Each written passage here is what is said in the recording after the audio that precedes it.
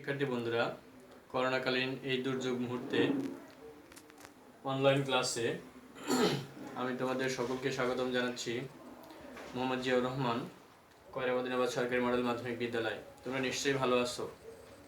আমরা আজকে উচ্চতর গণিতের একটা বিষয় নিয়ে কথা বলবো, সেটা হচ্ছে তৃতীয় অধ্যায় জ্যামিতি, লম্ব অভিক্ষেপ ও পিথাগোরাসের উপপাদ্য নিয়ে কথা বলবো। আমাদের জানতে হবে প্রথমে লম্ব অভিক্ষেপটা কি। লম্ব অভিক্ষেপ বিন্দুর হয় আর একটা হয় রেখার, অর্থাৎ দুইটা জিনিসের লম্ব অভিক্ষেপ হতে পারে। তাহলে আমরা প্রথমে বিন্দুর লম্ব অভিক্ষেপটা হিসাব করব। মনে করি আমরা এ একটা বিন্দু, তাহলে এ বিন্দুর লম্ব অভিক্ষেপটা কি। তাহলে বিন্দুর লম্ব অভিক্ষেপ নির্ণয় করতে গেলে উক্ত বিন্দু হতে যে কোনো রেখার উপরে একটা লম্ব আঁকতে হয়। তাহলে এই লম্বের যে পাদবিন্দু সেটাকে বলা হবে উক্ত বিন্দুর লম্ব অভিক্ষেপ, অর্থাৎ নির্দিষ্ট বিন্দু হতে কোনো রেখার উপরে অঙ্কিত লম্বের পাদবিন্দু, পাদবিন্দু অর্থাৎ এ ড্যাশ। তাহলে এ বিন্দুর লম্ব অভিক্ষেপ কত? এ বিন্দুর লম্ব অভিক্ষেপ এ ড্যাশ। একইভাবে যদি আমরা এখানে পি একটা বিন্দু নিতাম, তাহলে পি বিন্দুর লম্ব অভিক্ষেপ কত? P dash. একইভাবে সি যদি একটা বিন্দু নিই, তাহলে সি বিন্দুর লম্ব অভিক্ষেপ কত? C dash. এভাবে আমরা বিন্দুর লম্ব অভিক্ষেপটা নির্ণয় করতে সক্ষম হব। এখন আমরা একটা ব্যাপার দেখব, সেটা হচ্ছে রেখার লম্ব অভিক্ষেপটা কেমন হয়। তাহলে আমরা এ বি একটি রেখা নিতে পারি, এ বি একটি রেখা, আর রেখার লম্ব অভিক্ষেপটা হচ্ছে রেখার প্রান্ত বিন্দু এ এবং বি, রেখাংশ এ এবং বি একটা রেখাংশ, রেখাংশের প্রান্ত বিন্দু হতে আমরা একটা নির্দিষ্ট রেখার উপর দুটি লম্ব। তাহলে আমরা এটা একটা নির্দিষ্ট রেখাংশ যদি এক্স ওয়াই হয়, তাহলে এ হতে এর উপরে অঙ্কিত লম্ব এ ড্যাশ, আর বি হতে এর উপরে অঙ্কিত লম্ব বি ড্যাশ। তাহলে এই রেখাদ্বয়ের লম্ব বিন্দু, লম্ব অভিক্ষেপ বলতে আমরা কি বুঝি, যে প্রান্ত বিন্দু হতে নির্দিষ্ট রেখার উপরে অঙ্কিত লম্বের পাদবিন্দু দ্বয়ের মধ্যবর্তী যে দূরত্ব। তাহলে পাদবিন্দু a dash R B dash, তাহলে এই দুইটার মধ্যবর্তী দূরত্ব কত? A dash B dash. তাহলে এই এ ড্যাশ বি ড্যাশই হবে কি এ বি এর লম্ব অভিক্ষেপ। তাহলে আমরা লিখতে পারি এ বি এর লম্ব অভিক্ষেপ। এখন আমরা যদি এভাবে হিসাব না করে আমরা অন্যভাবে হিসাব করতে পারি, সেটা একটা ত্রিভুজের ক্ষেত্রে আমরা বলতে পারি। যেমন এই বিসি, বিসি এর লম্ব অভিক্ষেপ, আমরা একটা ত্রিভুজ এবিসি দিলাম, দিলে আমরা এই অংশটা লম্ব অভিক্ষেপটা কত। তো যদি লম্ব অভিক্ষেপ নির্ণয় করতে হয়, তাহলে আমাকে নির্দিষ্ট রেখা আঁকতে হবে এই বি ড্যাশ, আর এই সি যেহেতু, তাহলে সি ড্যাশ। তাহলে এখন আমরা এসসি বিসি এর লম্ব অভিক্ষেপ কত? B dash C dash. তাহলে এখন আমরা একটা যদি হিসাব করি, A B B dash C dash, এটা যদি একটা আয়তাকার ক্ষেত্র হতে পারে, তাহলে আমাদের এই অংশ আর এই অংশ কি হচ্ছে? সমান হচ্ছে। তাহলে আমরা বিসি এর লম্ব অভিক্ষেপ এ বিও বলতে পারি। সুপ্রিয় বন্ধুরা, লম্ব অভিক্ষেপ নির্ণয় করে চলো তাহলে আমরা পিথাগোরাসের একটা উপপাদ্য এই লম্ব অভিক্ষেপকে প্রয়োগ করে প্রমাণ করি। উপপাদ্য 3.3, উপপাদ্য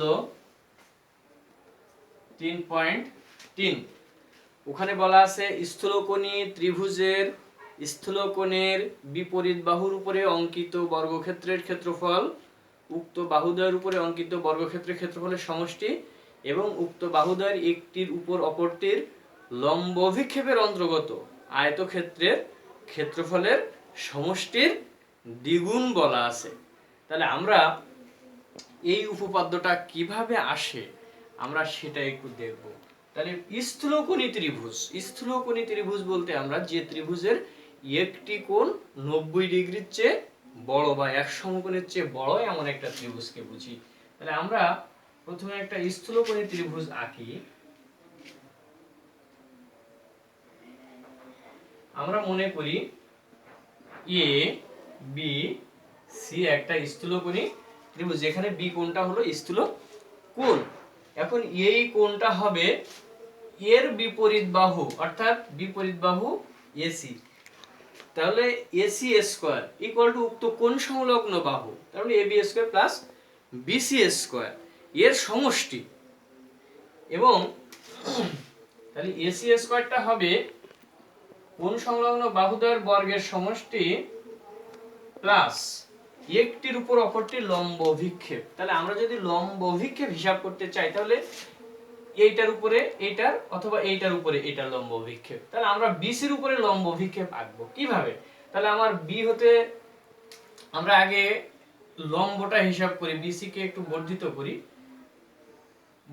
করে লম্বটা হিসাব করলে, তাহলে আমার এখন এ বি এর লম্ব অভিক্ষেপ, এ বি এর লম্ব অভিক্ষেপ যদি আমরা সহজে হিসাব করতে চাই তাহলে আমরা কোনটা পাবো? আগে যেমন ত্রিভুজে দেখেছিলাম, তাহলে এ হতে তোমার লম্ব আঁকতে হবে, বি হতে লম্ব আঁকতে হবে নির্দিষ্ট রেখাংশের উপরে, তাহলে এইটার উপরে এইটার লম্ব অভিক্ষেপ এইটুকু, আর এইটুকু বলতে আমরা বিডি বোঝাচ্ছি, তাহলে প্লাস 2 বিসি ইনটু বিডি, এটাই আমার প্রমাণ করতে হবে। তাহলে সুপ্রিয় বন্ধুরা, আমরা এখন লেখার ভাষাটা একটু দেখি। বিশেষ নির্বাচন, বিশেষ নির্বাচন, মনে করি ত্রিভুজ A B C A C B কোণ একটি স্থূল কোণ, স্থূল কোণ।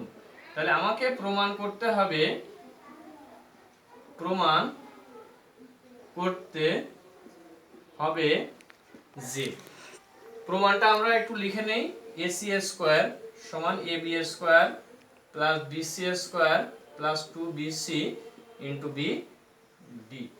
এখন আমরা অঙ্কন বিসি কে ডি পর্যন্ত বর্ধিত করি এবং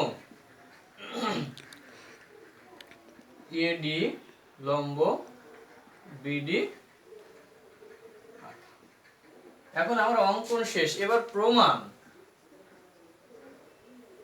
সুপ্রিয় বন্ধুরা, এই কোণটা যদি সমকোণ হয় তাহলে আমরা এই সমকোণের ক্ষেত্রে আমরা এ ডি বি একটি ত্রিভুজ পাচ্ছি, এ ডি বি একটি ত্রিভুজ পাচ্ছি এবং অন্য একটি ত্রিভুজ পাচ্ছি এ ডি সি, অর্থাৎ এই দুইটি সমকোণী ত্রিভুজ পাচ্ছি। ত্রিভুজ অনেকগুলো হতে পারে কিন্তু আমরা সমকোণী ত্রিভুজ পাচ্ছি এ ডি বি আর এ ডি সি। তাহলে আমরা ছোট্ট এই সমকোণী ত্রিভুজটা নিব, সমকোণী ত্রিভুজ, সমকোণী ত্রিভুজ এ ডি বি এ পিথাগোরাসের উপপাদ্য অনুসারে। তাহলে আমরা সমকোণী ত্রিভুজ এ ডি বি এর ক্ষেত্রে পিথাগোরাসের উপপাদ্যটা কি ছিল? যে অতিভুজ স্কয়ার ইকুয়াল টু লম্ব স্কয়ার প্লাস ভূমি স্কয়ার, অথবা ত্রিভুজের যে কোনো বাহুর উপর অঙ্কিত বর্গের সমষ্টি অপর দুই বাহুর উপরে অঙ্কিত বর্গের সমষ্টির সমান। তাহলে আমরা এখান থেকে দেখো A B square equal to AD square plus BD square পাচ্ছি। তাহলে আমরা যদি এই অংশ থেকে এডি স্কয়ারের মানটা বের করতে চাই তাহলে আমার বিডিটা আসবে কোথায়? পক্ষান্তর করলে বাম পাশে। তাহলে বাম পাশে হচ্ছে AB square minus BD square equal to কত? AD square. অতএব তাহলে আমরা AD square equal to AB square minus BD square, এই যদি একটা অংশ পাই কোনো সমস্যা নাই। এরপরে দ্বিতীয় অংশ আমরা আরেকটা সমকোণী ত্রিভুজ পেয়েছিলাম এ ডি সি, আবার সমকোণী ত্রিভুজ এ ডি সি এ একইভাবে পিথাগোরাসের উপপাদ্যের সাহায্যে, পিথাগোরাসের উপপাদ্য অনুসারে। তাহলে পিথাগোরাসের উপপাদ্য অনুসারে যদি আমরা করতে চাই তাহলে অতিভুজ এসি স্কয়ার, তাহলে A C square equal to A D square plus C D square. কারণ এ ডি সি সমকোণী ত্রিভুজের ক্ষেত্রে ডিসিটাই হচ্ছে ভূমি বা সিডিটাই হচ্ছে ভূমি। এখন আমরা এ ডি স্কয়ারের আগে একটা মান পেয়েছি, এ ডি স্কয়ারে একটা মান পেয়েছি ab স্কয়ার মাইনাস bd স্কয়ার, তাহলে আমরা ad স্কয়ারের পরিবর্তে মানটা বসিয়ে দিব, ab স্কয়ার minus bd square plus cd, cd বা dc, এই অংশটা আর এই অংশটা মিলেই কিন্তু আমার dc বা cd, তাহলে cd বলতে আমরা bd প্লাস bc বোঝাই, তাহলে bd plus bc, bd plus bc তার whole square equal to ab স্কয়ার মাইনাস bd স্কয়ার প্লাস, এখানে যদি a প্লাস b এর হোল স্কয়ারের সূত্র করি, এটা a এটা b, তাহলে হয় হচ্ছে a square plus 2 bd into bc plus bc square. এখন আমার এই bd স্কয়ার আর bd স্কয়ার বাদ যাচ্ছে, এটা থাকতেছে কি, বাম পাশে থাকছে ac স্কয়ার আর ডান পাশে, অতএব ac স্কয়ার সমান ab স্কয়ার প্লাস, আমরা একটু সাজিয়ে লিখব bc square plus 2 bd bc, অর্থাৎ bc bd 2 bc ইনটু, তাহলে সুপ্রিয় বন্ধুরা আমাদের প্রমাণে ছিল ত্রিভুজের স্থূলকোণী ত্রিভুজের স্থূলকোণের বিপরীত বাহুর উপরে অঙ্কিত বর্গের ক্ষেত্রফল, তাহলে স্থূলকোণ b তার বিপরীত বাহু ac অর্থাৎ ac স্কয়ার, এটা হবে উক্ত কোণ সংলগ্ন বাহুদ্বয়ের উপর অঙ্কিত বর্গের সমষ্টি, তাহলে কোণ সংলগ্ন বাহু ab আর bc তাদের সমষ্টি এবং উক্ত বাহুদ্বয়ের একটির উপর অপরটির লম্ব বিক্ষেপের অন্তর্গত আয়তক্ষেত্রের সমষ্টির দ্বিগুণ, তাহলে আমরা bc এর উপরে লম্ব বিক্ষেপ আঁকবো, কার লম্ব বিক্ষেপ ab এর, তাহলে ab এর লম্ব বিক্ষেপ কত bd অর্থাৎ 2 bc ইনটু bd, সুতরাং আমরা উপপাদ্যটিকে প্রমাণ করতে সক্ষম হয়েছি, এটাই আমাদের কি প্রমাণিত। তো সুপ্রিয় বন্ধুরা আমাদের এই লম্ব অভিক্ষেপ সম্পর্কিত আরো কিছু উপপাদ্য আছে, যেটা উপপাদ্য 3.4 সূক্ষ্মকোণের ক্ষেত্রে, তাহলে তোমাদের তৃতীয় অধ্যায় বাড়ির কাজ থাকবে, বাড়ির কাজ তৃতীয় অধ্যায় উপপাদ্য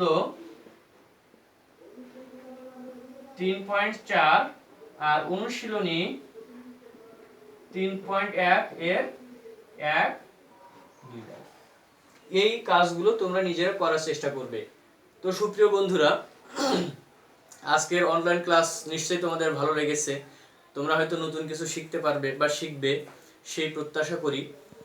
আর করোনাকালীন এই মহামারীর সময়ে তোমরা সকলে স্বাস্থ্যবিধি মেনে চলবে, নিজ ঘরেতে অবস্থান করবে সেই কামনা করি, আর সকলে সুস্থ থাকো এই প্রত্যাশায় আজকে অনলাইন ক্লাস শেষ করছি। ধন্যবাদ সকলকে।